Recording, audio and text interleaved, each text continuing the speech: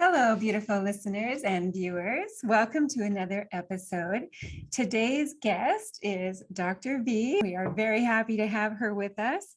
She is the founder of Breast Cancer Conqueror and the 7 Essentials system. That is a system that has been used by thousands of women in 60 countries, or maybe even more now. Dr. V is the author of Heal Breast Cancer Naturally, which was an Amazon #1 bestseller in 10 categories and 5 countries. Great. I see you've got the book there. So Heal Breast Cancer Naturally, available on Amazon. And Dr. V, welcome to the show. Thank you, Victoria. Thank you so much for having me. I'm just really excited to share my message of hope with your listeners. Well, having been someone yourself who has conquered breast cancer twice, you have a very unique perspective. And so I'm very excited for everyone listening, that the help and the guidance that you will be able to give. Because if we haven't had breast cancer, we know somebody who has, or maybe somebody who's going through it now. And so your work is so important. And I'm so grateful that you're here. I feel really honored knowing that you've helped people from celebrities, Fran Drescher, you've been on television programs, you've been in the media, and now you're here with us today. So thank you. Well, thank you. Thank you. And we could thank Louise for connecting us, right? Louise That's Hay? right.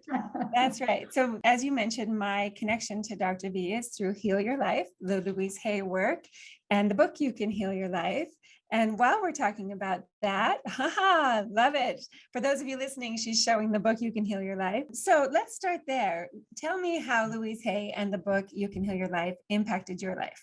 Oh my goodness, in so many ways. I read her book. I don't even know if I have a date in here, but I have read it many, many times, multiple underlinings and points. And I always share this book with my community because it was so instrumental in my healing, because we know emotional healing is at the core of physical healing. And Louise to me was like the nurturing mother that I never had.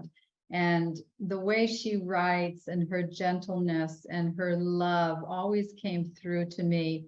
And one thing that really impacted my life when I was doing the work in this book was, look at your parents like wounded children. Imagine you're talking to your mom when she was a little girl, or your dad when he was a little boy, and look at their wounds and see that they've done the best they knew how with what they had. And that was such a turning point for me, because I came from a very dysfunctional alcoholic family. There was some sexual abuse from the convicted pedophile next door. And I'd done some work, but when I really did that work, I was able to really like let go and just really be at peace with that, because they were wounded, just like I was wounded, right? And so they did the best they knew how. So the book was instrumental in my healing. I love that you found a way to find understanding and forgiveness. And as a parent myself, and as someone who has parents, I think that we all need to remember that no matter what we reflect back on, we just have to know that it's part of our journey, and that those people were doing the best they can, just as we were doing the best that we could at the time. And I'm really happy that work brought us together and that you use it with your clients as well. And I'm looking forward to hearing more about that system. So I'm going to start asking you some questions about that. But let's start off with you being a bioenergetic chiropractor. I don't even know what that is. So tell me what that is. So when people think of chiropractic, right, they think of pop and twist, and you go there because you have neck pain or back pain. Well, from the very beginning of my career, and I practiced for over 30 years, I knew that there was more to healing than just manipulating the spine. So I always incorporated nutrition and education and exercise. And then I started using an instrument that tested the acupuncture meridians on the hands and the feet, because we know we're electricity, right? And so we access that energy to get information from the body. It's like checking the charge on a battery, right? If the battery on the large intestine is weak, well, what's causing it to be weak? And how can we balance that with specific nutrients and dietary changes? And so that's That's what I did. I basically incorporated the whole aspect of healing, not just the nerve system and the spine. Wonderful. I'm so excited to hear that. And it's just another way of thinking outside the box and treating the whole person. Yes, yes, That's because we know pain or cancer or rheumatoid arthritis are just the symptoms, right? They're just the tip of the iceberg. So we have to get to the root cause of the yeah, disease. wonderful. So, your journey with breast cancer, not a traditional one. Tell us a bit about your journey and why you chose to not go the routine way that other people were going. Well, I knew, well, first of all, I was shocked, of course, when I found a lump in my breast because I was supposedly the wellness warrior in the picture of health. And here I was educating my patients on what to do to be healthy. And here I was with this lump in my breast. And so I had seen in the course of my career, I had been in practice for 23 years, and I saw patients who went conventional, the toll that it took on their body. And many times it was a very painful, slow, torturous death. And that type of approach is just trying to kill the cancer. It's not trying to make the patient well. And so with my training and my experience, I said, I want to get well. There's something inside of me that is out of balance that has allowed cancer to show up. So I went down the rabbit hole of really reflection and trying to understand, okay, what's not working in my life? What do I need to improve? And I literally took a pen and a pad of paper and started writing, okay, what is it going to take for me to get well? And that's how I felt like it was a download from the universe, is like the 7 essentials: food, detoxification, and we'll get into all of that. It just made me realize that we have to address the whole person. If we can't just use nutrition or we can't just use supplements, we have to use all of the aspects to really heal the body. So the first journey lasted a couple of years and I did great. Fast forward 9 years later, I'm now known as the Breast Cancer Conqueror, 5 years into that. And I'm working sun up to sundown, and I'm tired and stressed, and my hormones are off, and I've got thyroid issues. I'm not sleeping. And I created the perfect storm for cancer to show up again. And this time there was a lot of shame involved, a lot of guilt, because here I was the face of healing breast cancer naturally, and yet I was facing cancer again. So I chose not to say anything to anybody except for a few people in my family. And I really had to dig deep this time, like deeper. And there'd been a lot of changes in 9 years in natural healing with cancer. So I was able to do a lot of different things, vitamin C IVs, and a lot of different kinds of tests that measures the circulating tumor cells in the blood, and did a lot of emotional work, dove back into that book and learned about meditation and heart math app, learning about the fight or flight and how that affects my immune system. And so did a lot of work, and it took me 3 years this time. But after 3 years, I was able to come out of the closet, so to speak, and shared my experience with the world. And here I am. So 4 years out and doing great, feeling better than I have before. You are such an inspiration. And for every single one of us listening and watching, we can apply this to our lives. We don't have to wait until there's a major diagnosis. The things that you're talking about are things that we can put into use now. So let's kind of dive into that a little bit more with that 7 essentials system. Now, can it be used for any type of illness, or is it specific to cancer? Any kind of dis-ease in the body, because it's foundational to create vibrant health. Okay, so if I said I'm stressed or I'm burned out or I'm anxious, that would be the dis-ease in my body. Correct. Or if you have arthritis or pain or cancer or whatever it is, migraines, there's a root cause to it, and this addresses all the root causes. Oh, I'm excited. All right, well, let's dive in. Okay, so essential number 1 is let food be your medicine. And everybody wants the perfect diet for them, right? What's the best anti-cancer diet or anti-whatever diet? And there's really no such thing, because we're all biologically different. So we do encourage our clients. There's a test called the nutrition genome test, which looks at your DNA and what foods and supplements you need to support the weaknesses in your DNA. You can also look at eat right for your blood type. That's another simple way. It's not expensive, but it kind of gives you some guidelines. But as a general rule, you want to eat organic. You want to eat about 80% raw, lots of good raw food, lots of vegetables, minimal on the fruit, just because of the high sugar content. And measuring your blood sugars, making sure that your blood sugar is staying nice and low, that you're not developing insulin resistant, and making sure that you're getting a good variety of foods that are in season and non-GMO, obviously, and things like lots of seeds and nuts. Sprouted seeds and nuts is very important as well. Okay, so when you talked about blood sugar and regulating your blood sugar, so you're not talking about people who have been diagnosed with diabetes. You're talking about Joe Blow on the street, every one of us. Every one of you, because it helps you to understand how food is affecting your health. Because if your insulin is spiking several times throughout the day, you're creating inflammation and you're creating insulin resistance, which is setting yourself up to turn on cancer-causing pathways. And so something as simple as intermittent fasting, and then if you have a smoothie or you do juices or whatever, check your blood sugar a few hours later. If it's over 140, then what you just did is not beneficial for you. And it'll prevent you from developing type 2 diabetes because so many people are on that path. Yes, it's true. It's true. I really like what you shared there and how food really is our medicine. For me, I know that sugar is just a no-no for me. And a great example is last night I went out for dinner with my sister. I ate properly. I ate light. She ordered dessert. I literally had 2 bites of it. Within 20 minutes, I was having a hot flash and I wanted to go to bed. I was so tired. Wow. Yeah. And so when we start paying attention to what is causing us to feel this way, then I think that's when we can change. So I love that you're saying to monitor throughout the day, find out what works for us. Yeah, absolutely. All right. So what's number 2? Number 2 is to reduce your toxic exposure.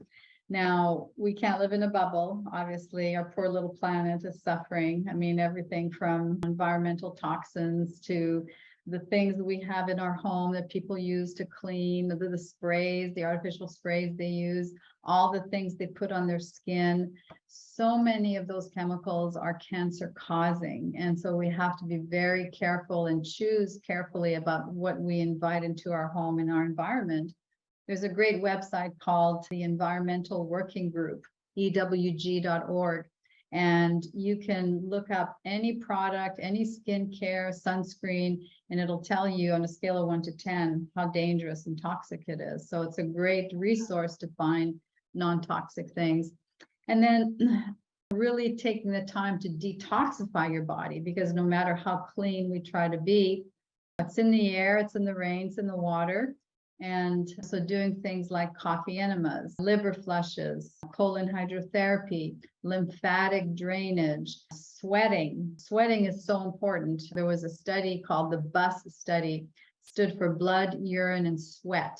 And they looked at environmental toxins and heavy metals.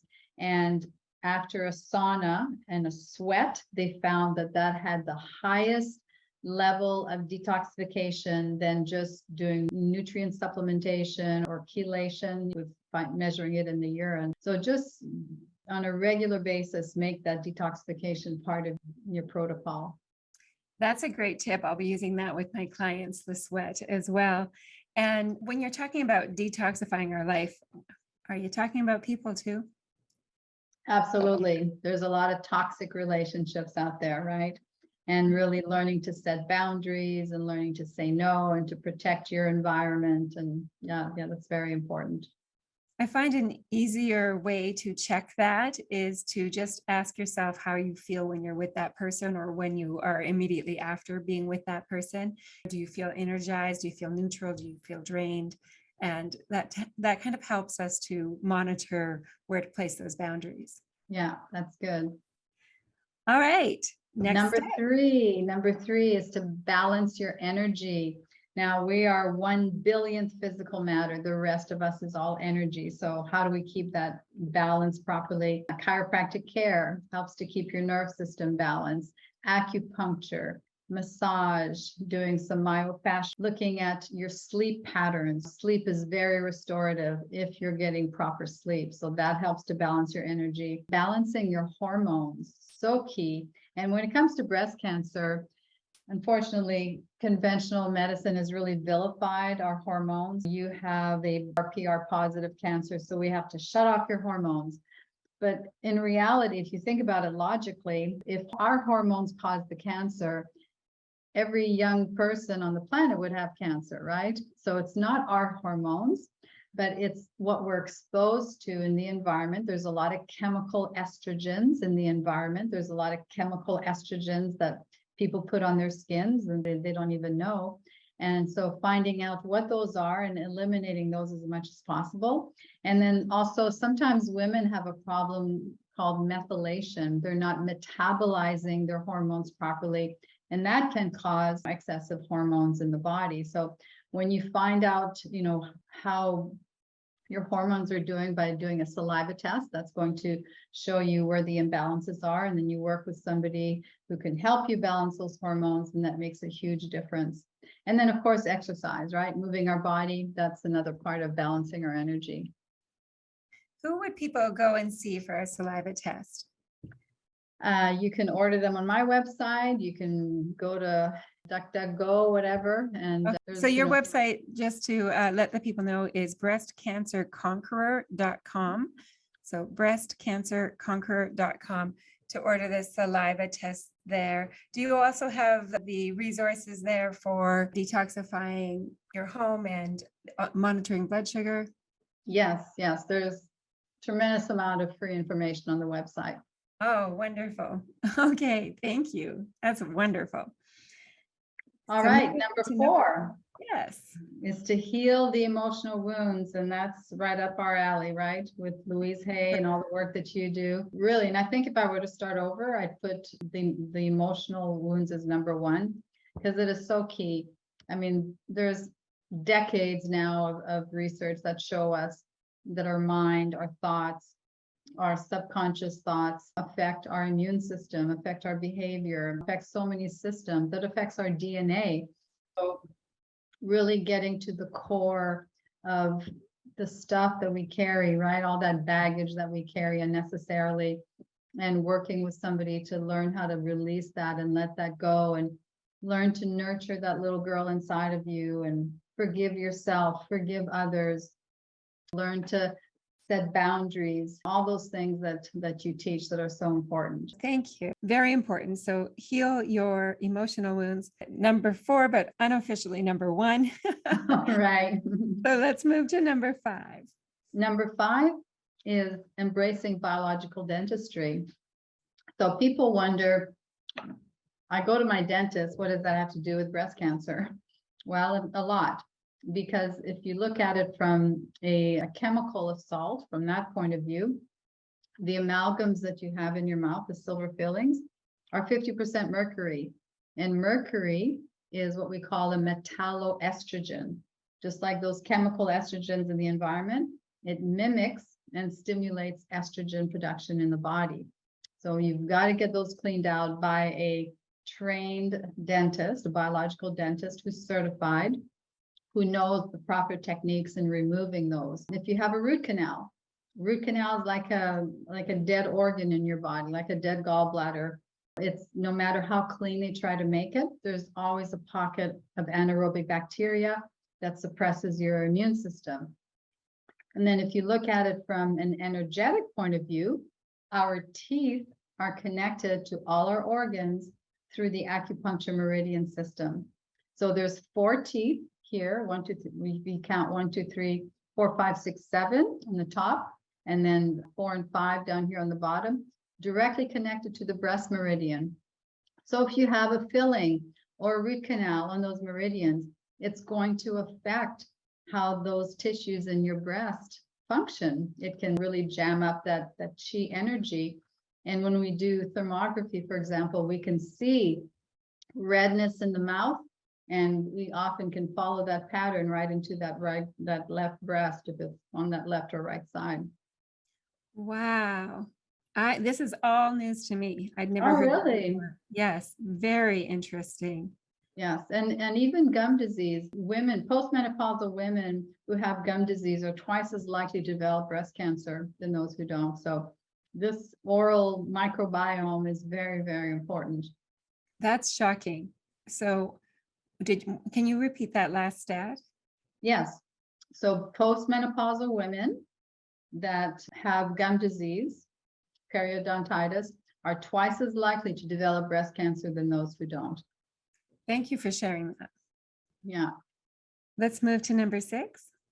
Number 6 is repairing your body with therapeutic plants and herbs and supplements.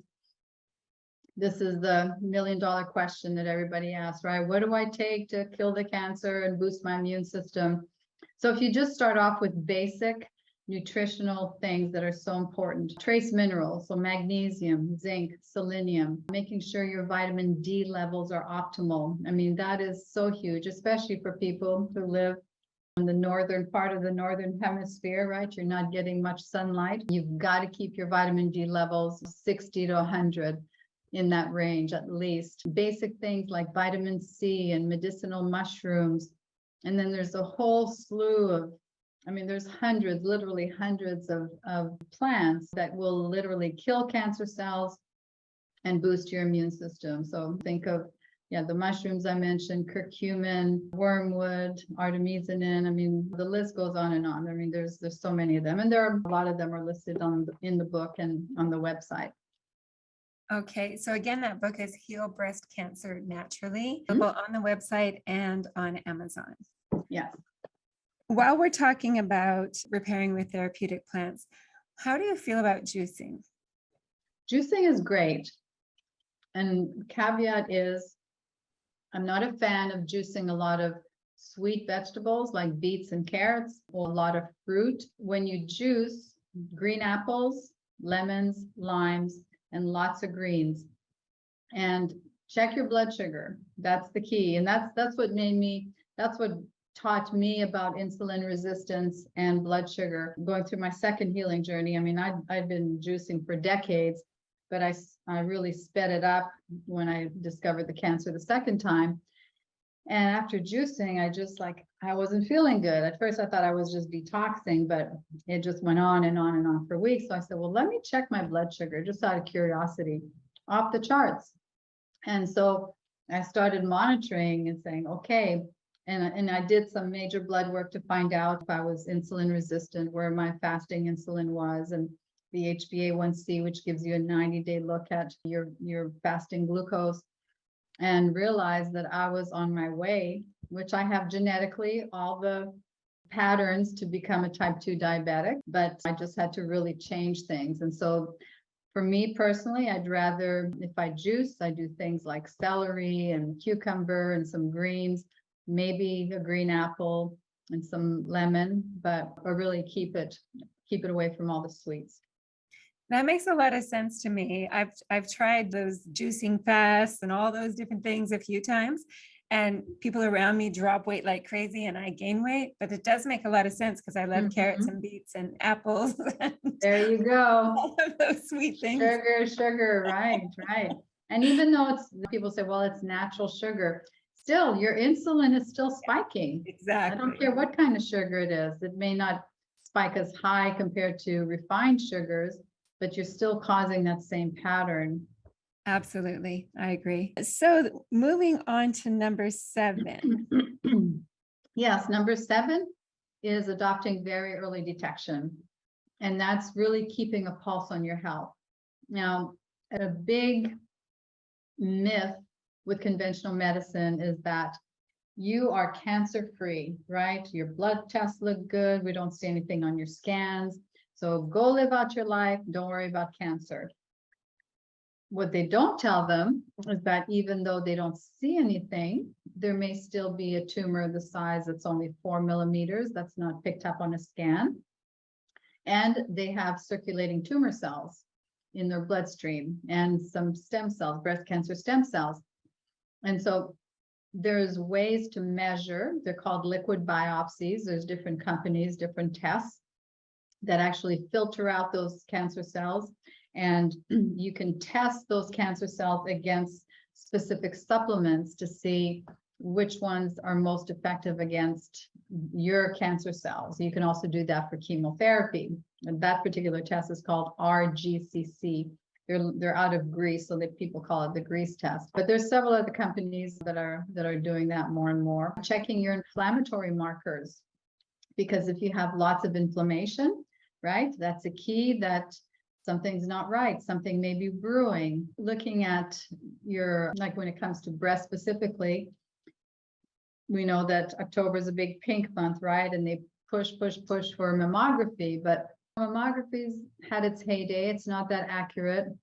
A lot of false negatives, false positives, especially with dense tissue, breast tissue. So follow it up with an ultrasound if you choose to do a mammogram. If you do a thermography it's not going to diagnose cancer, but it'll show you the physiological changes going on in your breast tissue. If there's inflammation, if there's hot spots, if there's blood flow feeding a tumor, more than likely it'll show up. About 97% of the time, you'll see those issues. So ultrasound, thermography, mammography, if you choose to, and then all these different kinds of blood tests as well. Your wealth of information is just mind-blowing to me. I feel like we could probably do 7 shows, one for each of these. Right, exactly. Well, you said to measure your inflammatory markers. How does one do that? So it's a blood test.